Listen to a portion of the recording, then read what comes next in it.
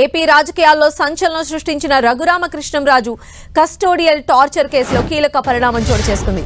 ఈ కేసులో నిందితుడిగా ఉన్న బీహార్ క్యాడర్ కు చెందిన ఐపీఎస్ అధికారి సునీల్ నాయక్ ను ఏపీ పోలీసులు ఆ స్టేట్ కు వెళ్లి అదుపులోకి తీసుకున్నారు.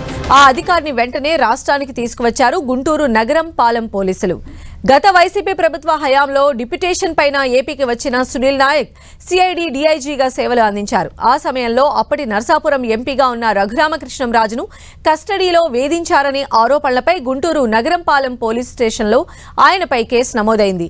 రాష్ట్రంలో కూటమి ప్రభుత్వం అధికారంలోకి వచ్చిన తర్వాత సునీల్ నాయక్ తిరిగి బీహార్ సర్వీస్కు వెళ్లిపోయారు. 2024 జూలైలో రఘురామకృష్ణంరాజు గుంటూరు నగరం పాలెం పోలీస్ స్టేషన్లో తనపై హింస జరిగిందని ఫిర్యాదు చేశారు.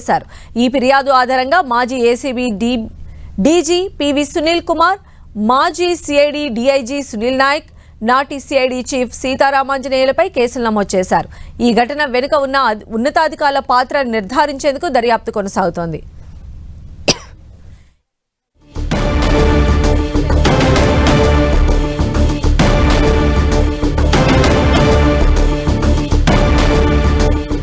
ఈ కేసులో సునీల్ నాయక్ పాత్రపైన విచారణ జరిపేందుకు ఏపీ పోలీసులు పలుమార్లు నోటీసులు జారీ చేసినప్పటికీ సునీల్ నాయక్ స్పందించలేదు.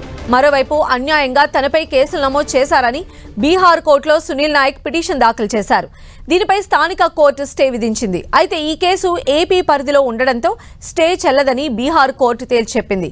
స్టే ఎత్తేయడంతో సునీల్ నాయక్ ను అరెస్టు చేసి ఏపీకి తీసుకొచ్చారు గుంటూరు నగరం పాలెం పోలీసులు. ఈ కేసులో ఇప్పటికే పలువురు అధికారులపై విచారణ కొనసాగుతూ ఉండగా ఐపీఎస్ అధికారి అరెస్టు కావడం రాష్ట్ర వ్యాప్తంగా హాట్ టాపిక్ గా మారింది.